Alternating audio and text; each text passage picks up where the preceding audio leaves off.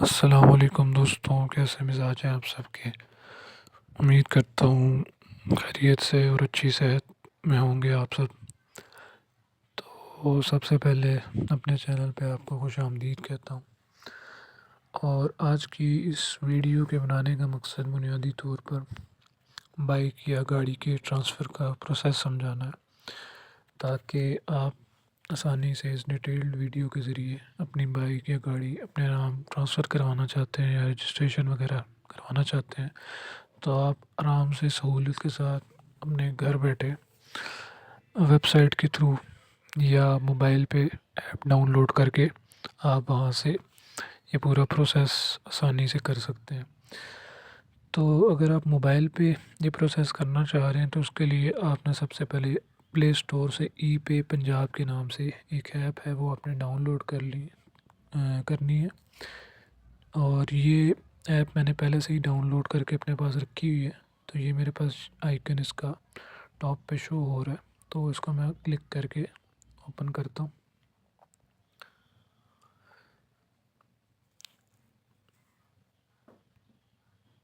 ये आपके पास ओपन हो जाएगी, फिर आपसे ये साइन इन मांगेगा। अगर तो आपका अकाउंट नहीं है तो आप ये नीचे रजिस्टर के ऑप्शन पे क्लिक करके रजिस्टर करेंगे और अपनी सारी डिटेल्स इसमें जो जो वो मांगता है वो रजिस्टर करके आप अपना अकाउंट बना लेंगे। और फिर ईमेल पे आपको कोड आएगा, वेरिफिकेशन कोड ओटीपी। तो उससे आप ईमेल अपना वेरीफाई करेंगे और फिर उसके बाद जो आपने पासवर्ड और अपना मोबाइल नंबर दी है वो आप इस ऐप को दोबारा ओपन करके अपना लॉगिन कर सकते हैं। तो हम सबसे पहले अपना अकाउंट लॉगिन कर देते हैं। ठीक है, ये हमारे पास साइन इन हो चुका है।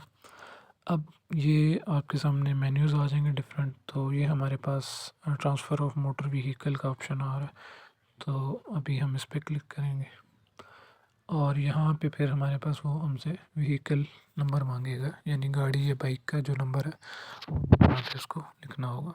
तो यहाँ पे चले हम अपना रजिस्ट्रेशन नंबर एंटर कर लेते हैं। उसके बाद सर्च पे क्लिक करते हैं, ये हमारे पास ऑनर डिटेल्स आ जाएंगी, यानी पहले बाइक या गाड़ी जिसके नाम पे रजिस्टर्ड है उसकी सारी यहाँ पे ऑनर डिटेल्स और साथ ही व्हीकल डिटेल्स के मेक मॉडल क्या है उसका, और वो सारी डिटेल्स आ जाएंगी। तो यहाँ से हम इसको प्रोसीड कर देते हैं। उसके बाद आप किस डिस्ट्रिक्ट में मौजूद हैं या कहाँ पे आप रजिस्टर कराना चाह रहे हैं, तो यहाँ पे अपनी डिस्ट्रिक्ट हम सेलेक्ट कर लेंगे। फिर उसके बाद उसने दो नीचे ऑप्शन दिए हुए, इंडिविजुअल या ऑर्गेनाइजेशन, यानी आप अपने नाम पे ट्रांसफ़र कराना चाह रहे हैं, यानी किसी सिंगल एंटिटी किसी बंदे के नाम ट्रांसफ़र कराना चाह रहे हैं, या दूसरा ऑप्शन ऑर्गेनाइजेशन का है, यानी कि आप किसी कंपनी के नाम ये गाड़ी रजिस्टर कराना चाह रहे हैं। तो यहाँ पे अभी मैं अपने नाम पे ट्रांसफ़र कराना चाह रहा हूँ, तो यहाँ पे हम अपना इंडिविजुअल को सिलेक्ट करके अपना CNIC यहाँ पे लिख देंगे बगैर डैशेस के।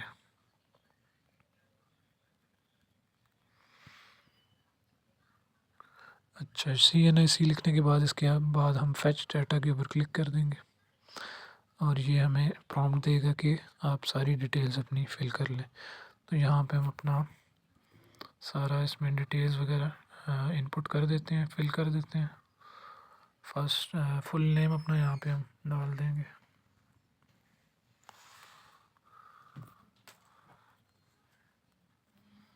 उसके बाद हम यहाँ पे फादर नेम, मोबाइल नंबर जो आप यूज़ कर रहे हैं,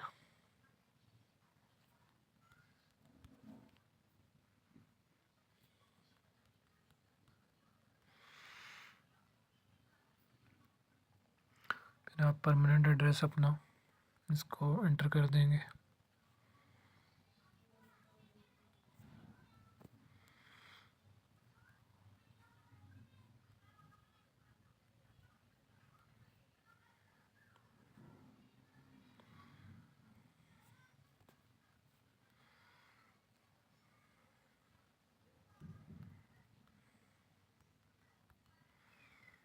ये आपने अपना कंप्लीट डिटेल्ड एड्रेस यहाँ पे लिख देना है और सिटी भी आपने सेलेक्ट कर लेनी है।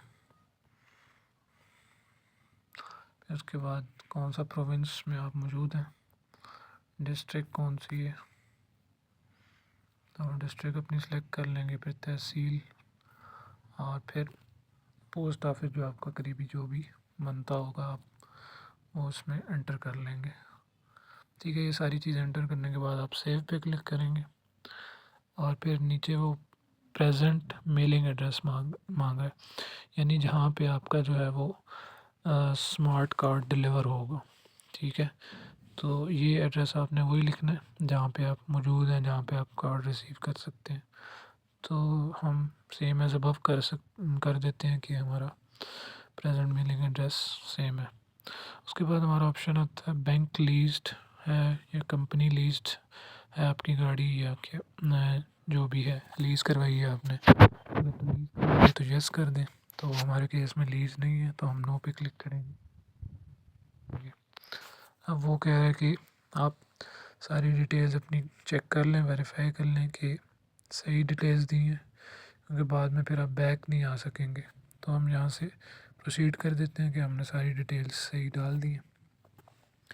उसके बाद ये व्हीकल नंबर सेलेक्ट करने का ऑप्शन दिया हुआ है, बट यहाँ से आप सेलेक्ट नहीं कर सकते क्योंकि अब ये रैंडम रजिस्ट्रेशन नंबर जो है ना वो जनरेट कर देगा। आपका जो पुराना गाड़ी का नंबर है वो आपके नाम पर ट्रांसफ़र नहीं होगा। ठीक है, तो आपको कोई रैंडम नंबर वो एलोकेट होगा, तो आपको न्यू नंबर लगेगा आपकी गाड़ी तो। ठीक है, तो इसके बाद नीचे उसने हमसे व्हीकल इमेजेस मांगी हैं, यानी गाड़ी का फ्रंट, गाड़ी की बैक की और गाड़ी के चेसिस नंबर की पिक्चर्स आप अपलोड करें। तो हम 1 बाय 1 ये तीनों चीज़ें अपलोड कर लेते हैं अपनी गैलरी से। हम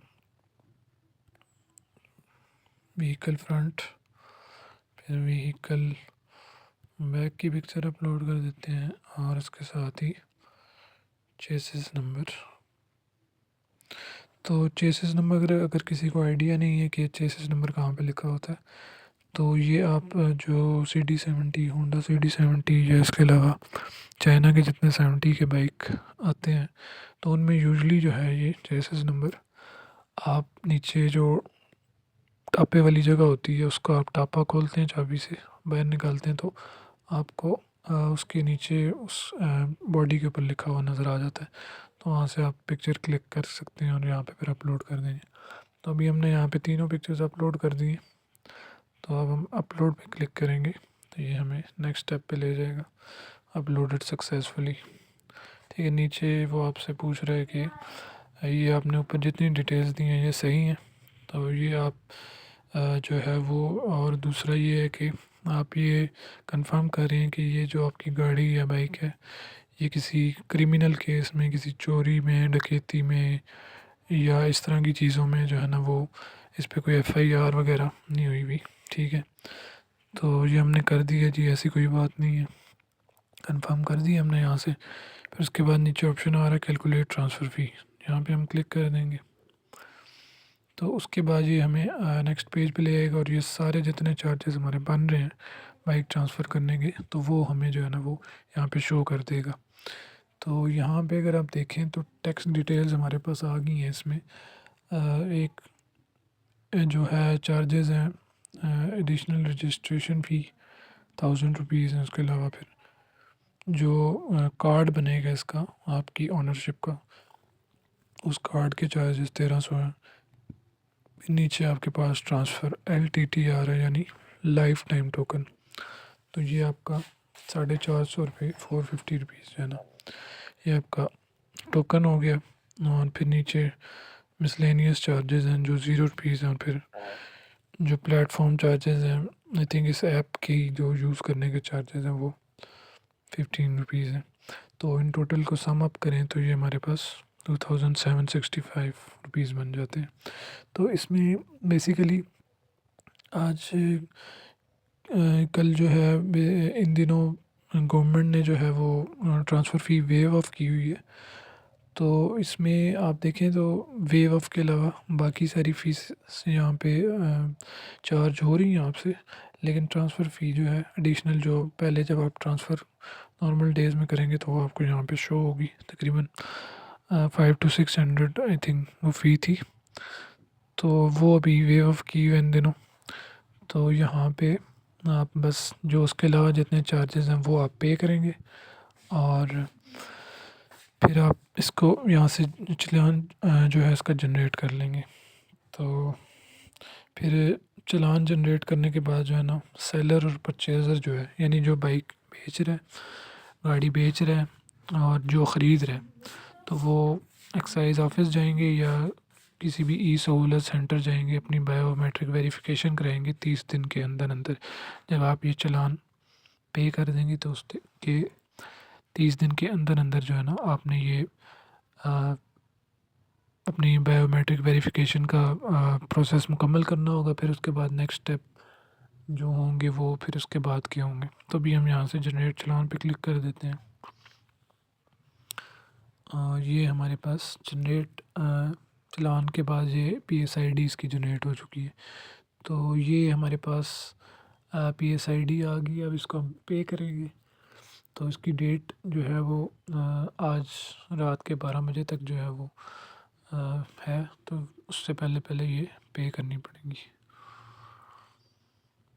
तो उसके अलावा नीचे ये डिटेल्स दे रहा है कि आप कैसे पे कर सकते हैं।